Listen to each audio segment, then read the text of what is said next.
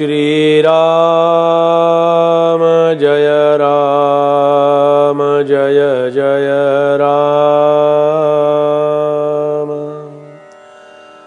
श्री राम जय राम जय जय राम। श्री राम जय राम जय जय राम।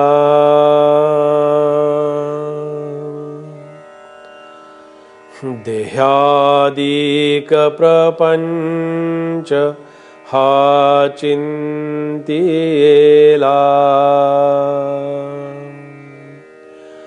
परी लोभ निश्चित ठेला। हरि चिंतने मुक्तिकांतावरावी,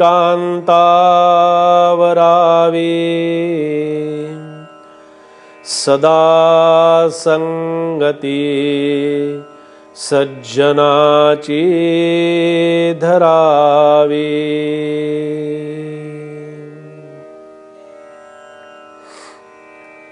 समर्थांच्या मनोबोधाचं चिंतन आपण करतो आहोत आणि हे चिंतन मनाच्या माध्यमातून मनासाठीच करायचं आहे। हे चिंतन करत असताना एक लक्षात ठेवावं लागतं की हे चिंतन मी माझ्यासाठी करतोय। नाही तर कसं असतं की मी चिंतन करतोय, मला काही त्याची आवश्यकता नाही हो, मला त्याची काही गरज नाही चिंतनाची, अशी वृत्ती मनामध्ये निर्माण झाली, असा अहंकार मनामध्ये निर्माण झाला की मग मात्र परमार्थामध्ये आपली हानी ठरलेली असते। इथे समर्थाने खूप छान सांगितलं की देहादिक प्रपंच हा चिंतियेला। स्वाभाविकतः माणसाचं मन हे आपल्या स्वाभाविकपणे देहाचं चिंतन करतं। आता देह कसा आहे, या देहातला एक तरी अवयव असा आहे का की जो अवयव अगदी अखंड कायमस्वरूपी टिकणार आहे? असं कधी घडत नाही। परमेश्वराने हा देह जेव्हा दिला तेव्हा त्या शरीराच्या प्रत्येक अवयवाचं आयुष्य त्यांनी नेमून दिलेलं आहे। 40 वर्ष डोळ्यांनी छान स्वच्छ दिसेल, ठराविक वयाची मर्यादा होईपर्यंत कानाने व्यवस्थित ऐकायला येईल,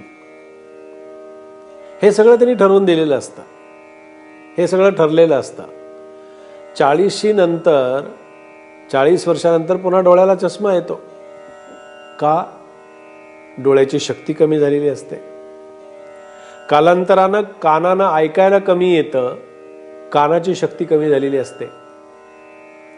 ज्या हातानं इतके कष्ट केलेले असतात ते हातातली शक्ती निकामी झालेली असते एका ठराविक वयाच्या मर्यादेनंतर। पायाची शक्ती कमी झालेली असते, शरीराची शक्ती कमी झालेली असते। म्हणजे हळूहळू काय होतं, ज्या परमेश्वराने जो देह सदृढ अशा प्रकारचा देह जन्माला घातलेला असूनही त्या देहाला जशी झीज आहे, त्या देहाचं आयुष्य जसं जसं कमी होत जातं तसं तसं त्याच्यातली शक्ती कमी होत जाते। देह संपतो, देह निघून जातो, देह सोडावा लागतो। एक देह जेव्हा दुसऱ्या देहाच्या जन्माची व्यवस्था करून परमेश्वरानं या देहानं केव्हा जायचं ते ठरवलेलं असतं। केव्हा जायचं, कुठे जायचं, कसं जायचं, पण जायचं हे नक्की असतं आणि आम्हाला तेच नेमकं नको असतं।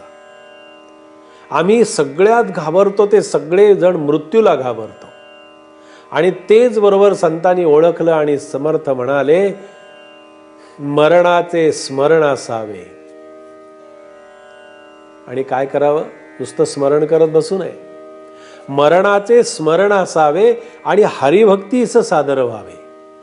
चांगल्या मार्गाने जायचा प्रयत्न कर। तुझ्या हातामध्ये आजचा 1 दिवस आहे का 2 दिवस आहे, 1 महिना आहे का काही वर्ष आहेत, हे तुला काहीही माहिती नाही। तुझी अवस्था अशी आहे की देहाधिक प्रपंच हा चिंतियेला. आत्तापर्यंत देहाचं चिंतन तू करत आलेला आहेस. देहाचं याचा अर्थ असा की नाशिवंताचं चिंतन तू करत आलेला आहेस. आणि सद्गुरूंच्या कृपेनं तुला ते नाशिवंताचं चिंतन, तुला ते दूर करून तुला आत्मतत्वाचं चिंतन करायचं आहे, शुद्ध तत्वाचं चिंतन करायचं आहे. देहाधिक तुला प्रपंच देहाचा त्या ठिकाणी करायचा नाहीये, तुला देवाचा प्रपंच करायचा आहे. तुला देहात्म बुद्धी त्याचा त्याग करायचा आहे आणि त्याच्याही तुला पलीकडे जायचं आहे. पहा की कसं असतं की परी अंतरी लोभ निश्चित ठेला. आतमध्ये जो लोभ असतो ना, हा लोभ देहाशी निगडीत असतो, देहात्म भावाशी हा लोभ निगडीत झालेला असतो. आणि समर्थांनी छानपैकी या श्लोकामध्ये माणसाच्या बरोबर आवडीचा विषय त्यांनी निवडला. कोणता विषय? समर्थ म्हणाले, हरी चिंतने मुक्तिकांतावरावी. तुझा एखाद्या वधूशी मुलीशी विवाह होतो, तो प्रपंचामध्ये पडतोस आणि मग प्रपंच करत राहतोस.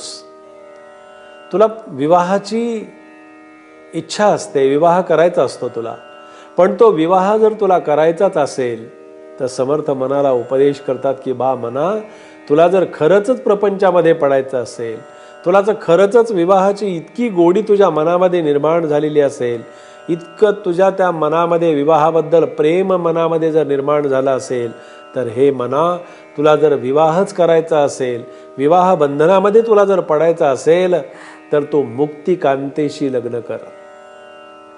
हरी चिंतने, हरीचं चिंतन करत करत तो मुक्ती कांतावरावी, मुक्तीशी लग्न कर. मुक्तीशी लग्न कर याचा अर्थ असा की तुझी मुक्तावस्था जी आहे त्या मुक्तावस्थेशी तू निगडीत राहा, असा त्याचा अर्थ आहे.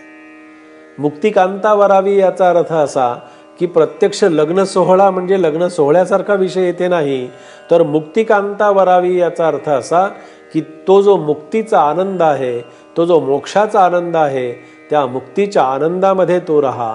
आणि मुक्तीच्या आनंदामध्ये तो राहिलास ना की अरे तुला प्रार्थना तुझ्या मनामध्ये बसलेली असते, ती प्रार्थना तो करत राहा.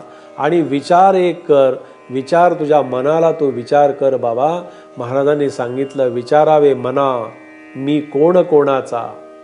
मनाला काय विचारशील? अरे मी कोण होतो, मी कोणाचा आहे, मी कुठून आलो आहे, मी नाही कोणाचा आहे विचारावं. मी कोणाचा नाही आहे म्हणून मी विचारतोय, मी सगळ्यांचा आहे, मी सर्वांच्या मध्ये असतो म्हणून बायको मुलांचा, आईनी बापाचा वा गणगोताचा नाही. अरे मला स्वतःला मी मर्यादित करायचं नाहीये, मी एका ठराविक काही कुटुंबापुरता मर्यादित नाहीये, तर मी सर्वांचा आहे, सर्वांच्या अंतर्यामी आहे, सर्वांच्या ठिकाणी वास करून आहे. अशा प्रकारची व्यापकता माझ्या मनामध्ये यावी, त्याच्यासाठी हे चिंतन समर्थांनी आपल्या समोर ठेवलं. कोणाचा मी नाही, नाही मी मनाचा, नाही मी देहाचा देहातीत. अशी अवस्था कधीतरी एकदा येऊ दे, ही खरी मुक्त अवस्था आहे. आणि अशा मुक्त अवस्थेशी तू विवाह कर, याचा अर्थ ती मुक्त अवस्थेशी तू एकरूप होऊन जा, असाच समर्थ आपल्याला या ठिकाणी उपदेश करता आहेत. या उपदेशातून आपण समर्थांचे विचार अंतःकरणामध्ये ठेवावेत आणि अंतःकरणापासून त्या विचारांची पूजा आपण करावी, असाच समर्थांचा समर्थ उपदेश आज आपण या ठिकाणी श्रवण केलेला आहे. जय जय रघुवीर समर्थ.